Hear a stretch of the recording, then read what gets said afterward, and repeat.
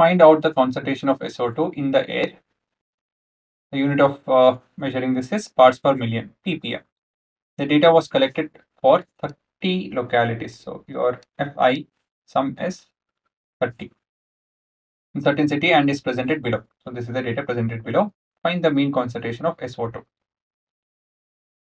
So first thing before you shut off answering the question is to check the data is continuous. Yes, it is continuous, right? Lower limit and the upper limit are the same.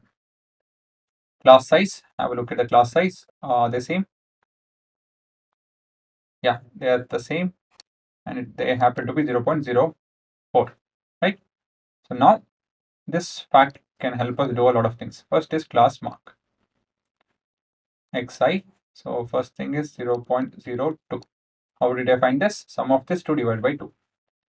And add 0.04 to this, you'll get 0.06, then 0.10, 0.14, 0.18, 0.22.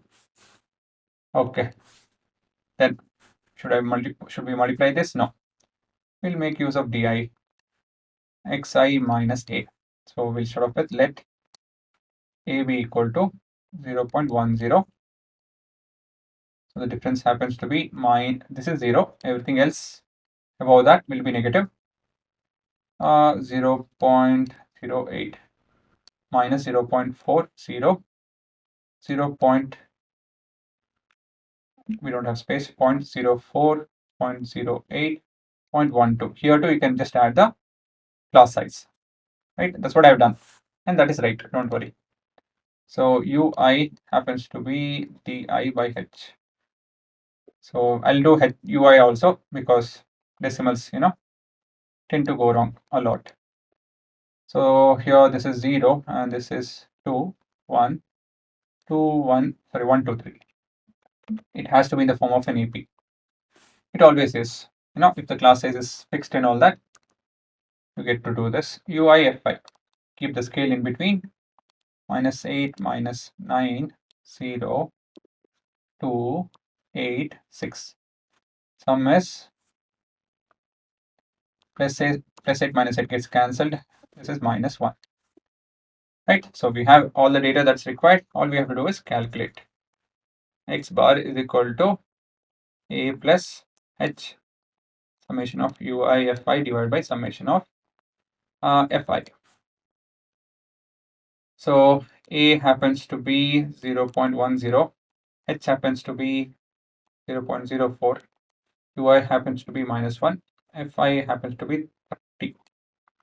Now this is calculation. It's all about now how to calculate this. So start with 0.04 divided by 30, right? So we have 0.004 divided by 3, right? It's the best way to divide it. Okay, so 3 dividing 0.004, 0.2 zeros by default, then 1 are. So you'll get 3. 1 is the difference, and you know what you will get, right? 3 bar basically. Now we have to subtract this with 0.1000.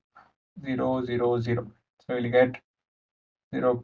Minus, this is subtraction, 0.0013 bar. So this is obviously 0, this is 9, this is 9, and this is 10. So this is 7, 8, 9, 0.0987. So basically 0.99, right? So the concentration of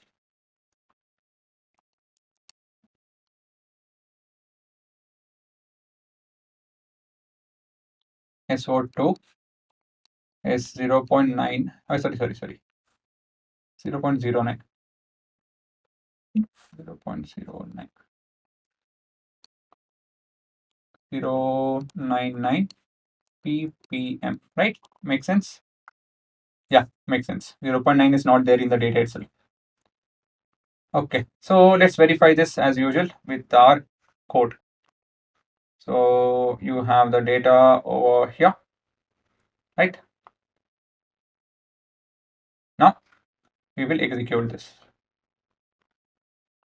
So we found we happen to take A happens to be 0.010 and H happens to be 0.04. We got the same answer. So let's look at the table. The table also looks the same. -1, 30, obviously, -8, -9, 0.286. Yeah, correct. Right. So you can verify like this once you're done your calculation. Again, all this, if you have to code something, means your logic has to be proper. It has to be strong. Without that, you won't get the answers. Okay. So pause and have a look at the answer. Don't forget the checklist. Every problem in statistics, see to that, have the checklist.